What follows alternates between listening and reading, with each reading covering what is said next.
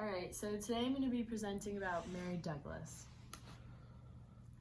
So Mary Douglas was born in 1921 in San Remo, Italy. Because her mother died when she was young, she then moved to Roehampton, England with her younger sister.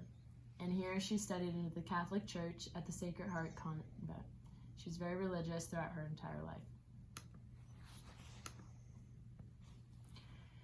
She then went to Oxford University to receive her BA in 1943, but then was interrupted in her graduate studies due to the World War II.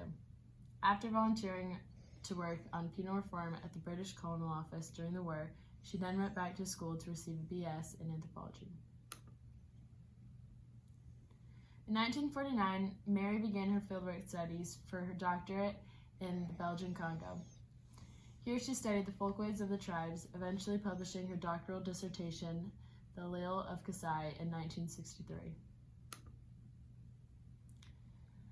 In 1951, not only did Mary get married to James Douglas, but she also moved to London and accepted the job at the University of London.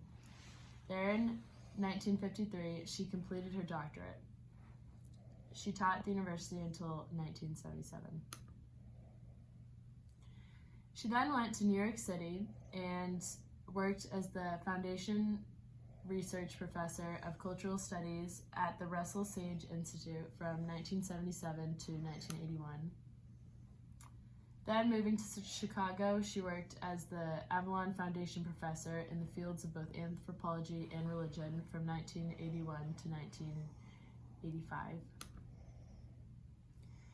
And then she went on to Princeton University, where she started working as a visiting professor beginning in 1985. And in 1988, she went back to London.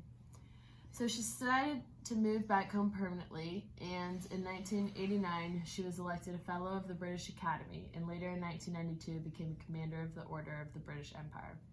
She eventually died in London in 2007 of complications of cancer. So what did she contribute to the field? Mary Douglas contributed much to the field of anthropology. She inquired about subjects that had never previously been questioned by anthropologists. Some of these include consumption, diets, environmentalism, consumerism, feminism, and purity. She often asked questions that male anthropologists would not inquire about, and she is most known for her books Natural Symbols and Purity and Danger. Excited. And so now I'm going to summarize kind of what I took away from one of her most popular books, Purity and Danger. So in the book, Mary looks at symbolism of what is considered to be clean and dirty, or pure and impure, in relation to order in secular and religious, modern and primitive life.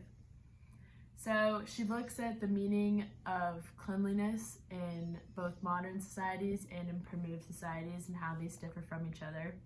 How to be pure in a modern society is to be hygienic and clean, but how to be pure in perhaps a primitive society could mean something in more of a religious manner.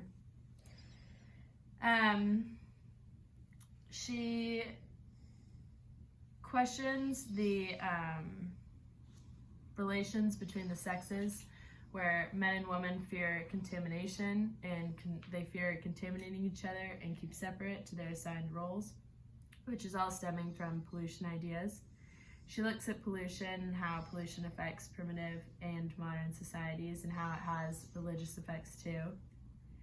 And she also interprets the book of Leviticus in the Hebrew Bible, arguing that dietary habits and rules can be holy. She confronts the idea of dirt and how our idea of cleanliness is completely different than that of primitive societies, and continues with that comparison of cleanliness and hygiene and purity and how that has to do with religious matters in primitive societies. She looks a lot at the idea of rituals and how some anthropologists previously stated that rituals can be non-spiritual, and she argues that this can be different. But overall, in the book, Mary looks at the symbolism of what is considered to be clean and dirty and impure in relation in order to religious, modern, and primitive life. Yeah. That's it.